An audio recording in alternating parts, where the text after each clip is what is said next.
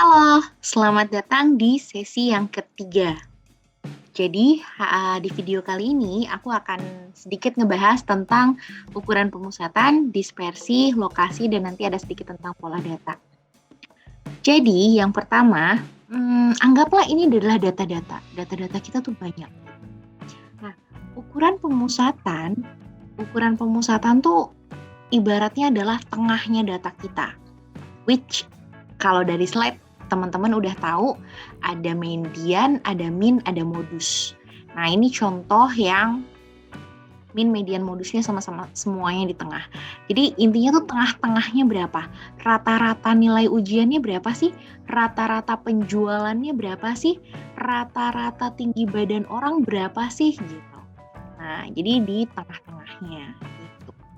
Nah, ukuran pemusatan ini kalau nggak ada ukuran dispersi itu tuh kayak bagaikan sayur tanpa garam.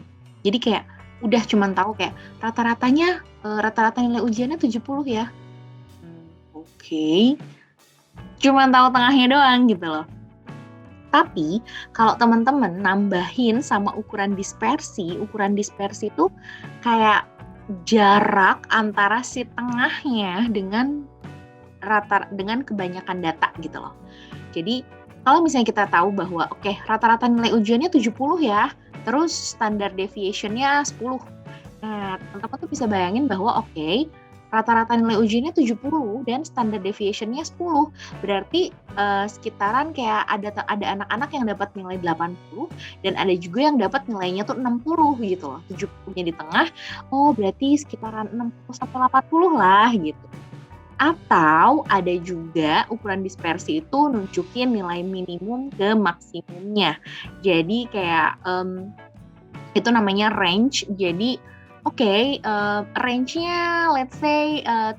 Oh, berarti kita tuh bisa ngebayangin tengah-tengahnya 70. Berarti kalau 30 berarti 15.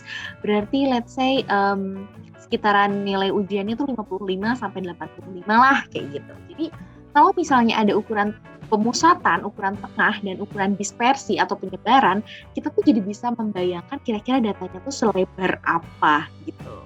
Jadi itu yang dimaksud dengan ukuran pemusatan dan ukuran dispersi. Sekarang, ukuran lokasi tuh gimana sih? Nah, jadi anggap ada nilai minimum maksimum. Atau anggap teman-teman ini ada sebuah penggaris. Nah, terus si penggarisnya itu kita patahin jadi 2. Aduh sayang penggarisnya, ya udah nggak apa-apa ya. Penggarisnya bayangin aja, nggak usah beneran dipatahin. Bayangin penggarisnya dipatahin jadi 2, tapi sama persis ya kanan kirinya, dan dipatahin lagi.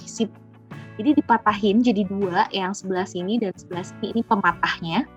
Kemudian dipatahin lagi, dan yang kanannya juga dipatahin lagi gitu. Nah, kalau misalnya ukuran lokasi itu, jadi gini, data tuh dari yang paling kecil sampai paling gede itu tuh diurutin.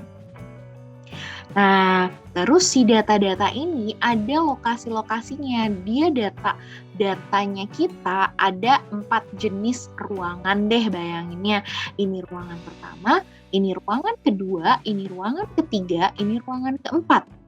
Ruangan pertama itu berisi data-data terkecil sampai 25% terkecil. Terus ruangan kedua itu data 25% terkecil sampai 50% terkecil. Nah, data ruangan ketiga itu yang 50% terkecil sampai 75% terkecil. Terus ini adalah top 25%. Gitu. Yang sebelah sini yang mulai dari yang tertinggi sampai yang 75% sampai yang 100%.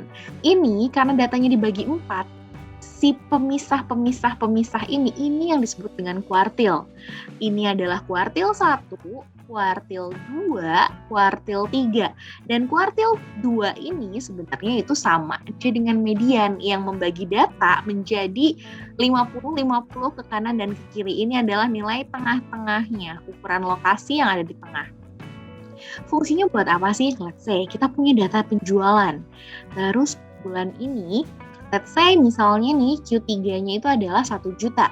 Dan kita di bulan ini kita dapat penjualan 1.200.000. Artinya 1.200.000 di bulan ini nilai penjualan kita tuh masuk ke top 25% penjualan kita gitu. Artinya, wih lagi efektif nih masuk ke top 25% historicalnya data kita gitu kan. So, kita bisa jadi cari tahu kenapa sih kok kita bisa dapat penjualan yang gede. Gitu deh fungsinya ukuran lokasi. Nah, yang terakhir aku membahas sedikit tentang pola data. Jadi fungsinya buat apa sih pola data? Nanti ke depannya teman-teman ketika melakukan analisis inferensia, semoga masih ingat ya analisis inferensia itu apa? Itu banyak analisis inferensia yang mensyaratkan datanya harus normal. Nah, mungkin teman-teman juga banyak dengar kan tentang itu. Datanya harus normal, harus normal. Kenapa sih harus normal? Jadi gini, aku analogiin kayak misalnya teman-teman datang ke dokter terus minta obat. Nah, kan dokternya nanya kan, kamu ada alergi nggak? Gitu. Nah, sebenarnya dokter tuh lagi membuat pertimbangan gitu loh, kayak oke, kalau misalnya orang ini seperti orang kebanyakan atau di statistik kita sebutnya normal, ya udah obatnya dikasih ini aja gitu. Tapi kalau misalnya teman-teman nggak normal, let's say walaupun nggak normal ya, walaupun kesannya negatif, tapi nggak normal di sini maksudnya gini, tidak seperti kebanyakan orang. Misal ada alergi tertentu, misalnya, kan obatnya dikasihnya beda kan, ya nggak? Nah, itu analoginya. Kalau data kita normal, kita bisa pakai analisis inferensia yang umum gitu. Tapi kalau misalnya data kita nggak normal, misalnya menceng kiri atau menceng kanan, obatnya beda, analisis statistiknya nanti akan beda. Itu kenapa kita perlu tahu, kita perlu banget paham caranya melihat pola data kita. So, thank you. Itu adalah sesi 3. Sampai jumpa lagi di sesi berikutnya. Bye-bye!